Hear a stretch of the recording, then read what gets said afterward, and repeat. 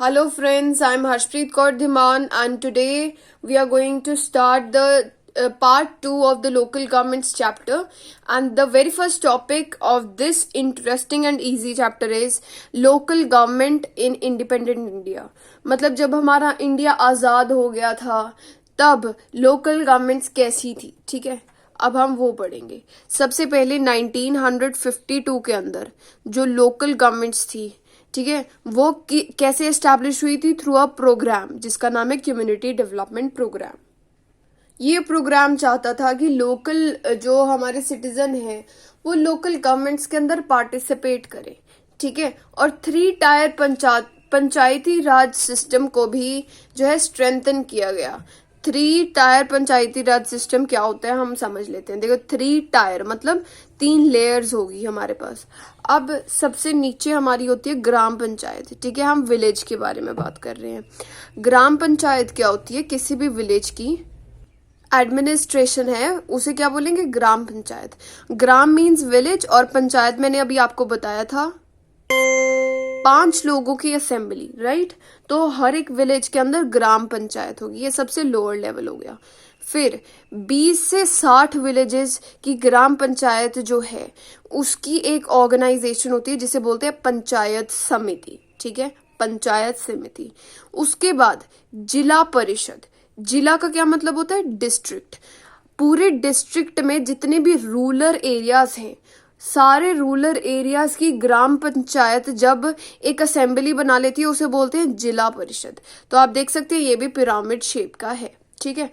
तो ये अब स्टेट के हाथ में था कि स्टेट गवर्नमेंट ने लोकल गवर्नमेंट को अडॉप्ट करना है नहीं करना, क्या लॉज बनाने हैं। तो कई स्टेट्स जैसे कि गुजरात और महाराष्ट्र ने 1960 के आसपास जो है लोकल गवर्नमेंट्स को अडॉप्ट किया था। पर अब इस लोकल गवर्नमेंट्स में प्रॉब्लम भी बहुत आ रही थी कि इसके जो इलेक्शंस हुआ करते थे उसे बार बार पोस्टपोन कर दिया जा रहा था और लोकल गवर्नमेंट्स का यूं नहीं पता था कि कहाँ से फाइनेंशियल असिस्टेंस आनी है। मतलब लोकल गवर्नमेंट जो है वो पूरा डिपेंडेंट था सेंटर पे और स्टेट गवर्नमेंट पे ताकि वो फंड जो है वो ले पाए। कैसे काम करेगी कोई भी गवर्नमेंट जब उसके पास फंड्स होगी? तो ये इसी की प्रॉब्लम थी। तो वो जो है इनएफिशिएंट हो रही थी हमारी लोकल गवर्नमेंट्स। अब क्या हुआ? 1989 के अंदर एक पीके थंगन कमेटी थी। ये पीके थंगन है, ठीक है, इनके नाम पर ये कमेटी का नाम दिया गया है। तो पीके थंगन कमेटी ने ये रेकमेंड किया इन 1989 कि हमारी लोकल गवर्नमेंट्स को कॉन्स्टिट्यूशनल रिकॉग्निशन की जरूरत है। मतलब कॉन्स्टिट्यूशन बताए कि कैसे इसके इलेक्शंस होने हैं, क्या कैसे कैसे इसे फंड मिलेंगे, कौन फंड देगा और क्या क्या इसके फंक्शंस हैं। तो ये पीके थंगन कमेटी ने ये रेकमेंड किया। अब देखो रेकमेंड तो कर दिया, अब क्या क्या चेंजेस आएंगे अब हम वो पढ़ेंगे। 73rd and 74th amendment. Amendment का मतलब क्या है? जब कॉन्स्टिट्यूशन के अंदर कोई चेंज किया जाता है, किसी लॉ को चेंज किया जाता है तब उसे बोलते हैं अमेंडमेंट, ठीक है, या फिर कोई नया लॉ जो है वो इंट्रोड्यूस किया जाता है। तो अब देखो 3 बारी जो है लोकल गवर्नमेंट्स की बारे में बहुत सी चीजें की गई। सबसे पहले आपने अभी अभी पढ़ा है 1989 के अंदर पीके थंगन कमेटी ने क्या बोल दिया कि आप इसे कॉन्स्टिट्यूशनल रिकॉग्निशन दो। मतलब अब कॉन्स्टिट्यूशन के अंदर जगह दो कि यार एक्चुअल में हमारी जो लोकल गवर्नमेंट्स हैं वो कैसी होनी चाहिए।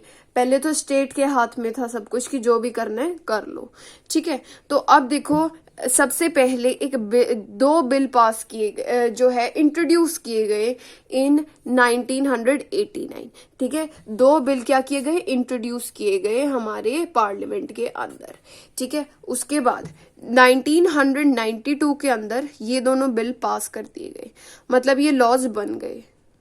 अब ये कौन से 2 बिल थे हम वो पढ़ते हैं। 73rd and 74th amendment.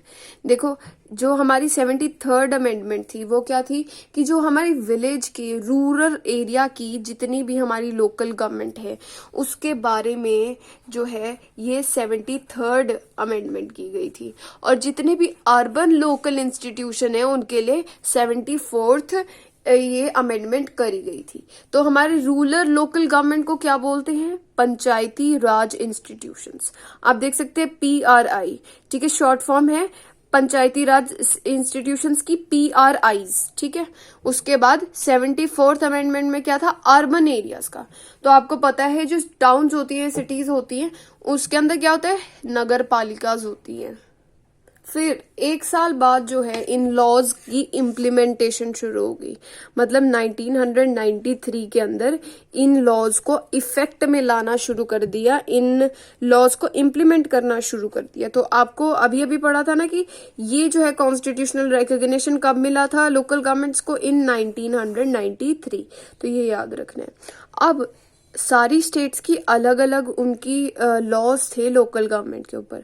अब स्टेट के ऊपर एक काम आया कि स्टेट को क्या करना पड़ेगा, जो लोकल गवर्नमेंट्स के लॉज बनाए गए हैं, उन्होंने बनाए हैं, उन्हें चेंज करके ऐसे लॉज बनाने हैं जो कि इन दोनों अमेंडमेंट्स को जो है सेटिस्फाई करते हो, ठीक है। अब हम इन दोनों को भी सेपरेटली पढ़ेंगे, पर आपको समझ आ जाना चाहिए कि स्टेट को जो है हम अपने लॉज जो हैं वो चेंज करने पड़े, ठीक है, ताकि जो सेंटर गवर्नमेंट का डिसीजन है उसे फॉलो किया जा सके।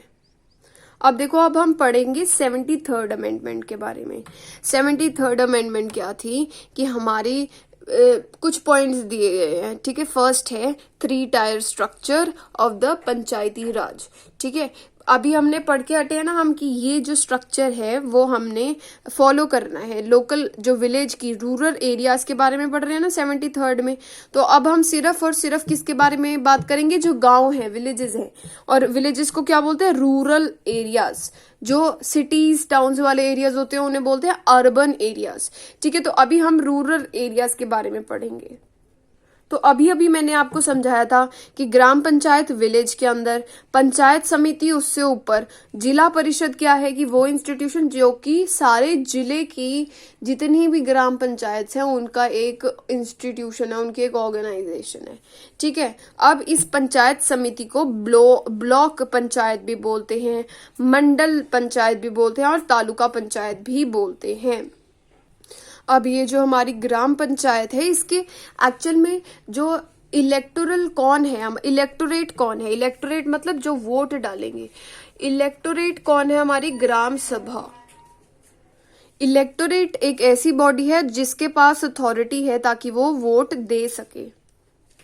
अब देखो, ये जो ग्राम सभा है वो कौन है? वो लोग जो कि ग्राम पंचायत को सिलेक्ट करेंगे, मतलब अपने विलेज के अंदर कौन पंचायत कौन होंगे, ठीक है, सरपंच कौन होगा, उसे इलेक्ट करेंगे।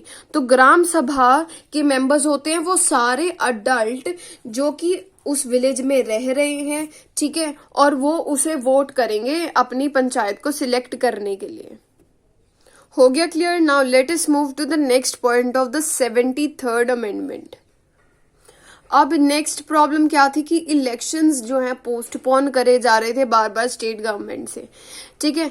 अब जो हमारी 73rd अमेंडमेंट है उसने डिसाइड कर लिया कि जो इलेक्शंस हैं वो डायरेक्ट होने वाले हैं। डायरेक्ट का क्या मतलब है कि अभी आपने पढ़ा है कि ग्राम सभा डायरेक्टली इलेक्ट कर रही है हमारी ग्राम पंचायत को, ठीक है। जब हमारे देखो 2 टाइप के होते हैं इलेक्शंस, एक होते हैं डायरेक्ट, एक होते हैं इनडायरेक्ट। डायरेक्ट कौन सी होगी? जब पीपल जो है आपकी किसी भी एरिया के वो डायरेक्टली किसी भी लीडर को चूज कर रहे हैं, वो हो गए डायरेक्ट इलेक्शंस। दूसरे टाइप के इलेक्शन होते हैं इनडायरेक्ट इलेक्शन। उसके अंदर क्या होते हैं, ये जो लीडर आपने चूज कर लिए है ना, वो आगे जाके किसी एक लीडर को या कहीं और लीडर्स को अगर सिलेक्ट करते हैं उसे बोलते हैं इनडायरेक्ट इलेक्शन। तो हमारी ग्राम पंचायत के अंदर कैसे होंगे? डायरेक्ट इलेक्शंस होंगे। उसके बाद जो ग्राम पंचायत है उसकी टर्म कितनी होगी? 5 साल की होगी। टर्म मतलब कितने टाइम तक वो ग्राम पंचायत काम कर सकती है। उसके बाद मान लो स्टेट गवर्नमेंट ने किसी वजह से ग्राम पंचायत को डिसॉल्व कर दिया, मतलब कि उसे कह दिया कि आप जो हो अब एबल नहीं हो to be there as a gram panchayat, ठीक है। तो उसे एक रिस्ट्रिक्शन है स्टेट गवर्नमेंट को कि 6 महीने बाद, मतलब कि विद इन 6 मंथ्स जो है, अभी मान लो आपको जनवरी 2020 के अंदर जो है एक ग्राम पंचायत को डिसॉल्व कर दिया गया, तो जून 2020 से पहले जो है नई ग्राम पंचायत के इलेक्शन जो है कराने पड़ेंगे स्टेट गवर्नमेंट को, ठीक है। उसके बाद हम देखते हैं रिजर्वेशन को। रिजर्वेशन के अंदर क्या है? रिजर्वेशन के अंदर 3 पर्टिकुलर ग्रुप्स के लिए रिजर्वेशन की गई है कि इन इलेक्शंस के अंदर इनके लिए इतना जो है रिजर्व्ड सीट्स हैं। ठीक है, पहले है 1/3 सीट्स जो हैं वो विमेन के लिए रिजर्व किए गए हैं। ठीक है, फीमेल कैंडिडेट्स जो हैं वो टोटल जितने भी कैंडिडेट चुने जाएंगे ना एज अ सरपंच या फिर एज अ हेड और द चेयरपर्सन ऑफ द जिला परिषद, ठीक है, सारे लेवल्स पे, तीनों लेवल्स पे जो है 1/3 एक तरह से रिजर्वेशन है। ठीक है, तीनों लेवल्स पे, not even on only the last level, पर तीनों लेवल पे जो है हमारी विमेन के लिए जो है रिजर्वेशन है। उसके बाद scheduled caste and scheduled tribes, इनके लिए भी रिजर्वेशन है। उसके बाद अगर किसी स्टेट को लगता है कि हमारे लोकल गवर्नमेंट्स के अंदर जो अदर बैकवर्ड क्लासेस हैं उनकी रिप्रेजेंटेशन अच्छे से नहीं हो पा रही, तो वो स्टेट के ऊपर है कि वो ओबीसी के लिए भी रिजर्वेशन कर सकता है। अब देखो, रिजर्वेशन का सिस्टम समझ लेते हैं कि कोई भी एक विलेज है मान लो, ठीक है, उसके अंदर अब देखो काफी सारे विलेजेस थे, तो हमारे मान लो 3 कैंडिडेट्स जो हैं वो सिलेक्ट होने थे हमारे ग्राम पंचायत के अंदर। बहुत इजी सा एग्जांपल लेने की कोशिश कर रहे हैं, तो क्या होगा, 3 विलेजेस है मान लो, ठीक है, टोटल पूरे लोकल गवर्नमेंट में 3 विलेजेस है फॉर सिंप्लीफिकेशन। तो एक के अंदर विमेन कैंडिडेट की जो है हमारी क्या होगी, रिजर्व्ड सीट होगी। ठीक है, कि इस विलेज के अंदर सिर्फ और सिर्फ फीमेल कैंडिडेट ही जो है वो कंटेस्ट कर सकते हैं।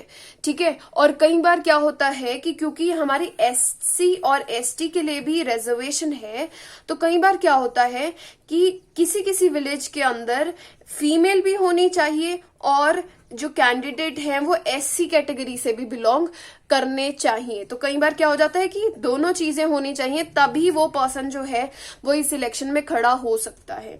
तो आप देख सकते हैं कि ये जो सीट है अब वो क्या होता रहेगा, रोटेशन होता रहेगा। ऐसे तो खराब, ये अनफेयर बात हो जाएगी कि आप एक ही विलेज के अंदर हर 5 इयर्स के बाद ऐसा कर देते हैं।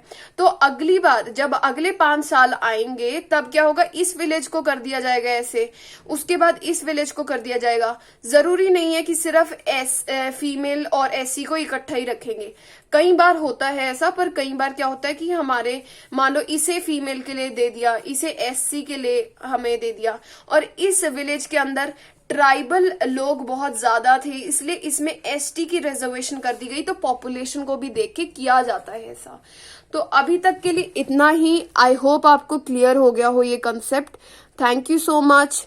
अगर आपने अभी तक प्लीज अपने फ्रेंड्स के साथ शेयर नहीं की हो मेरी videos, please after watching this video please share my videos with your friends. That will be a great help for me.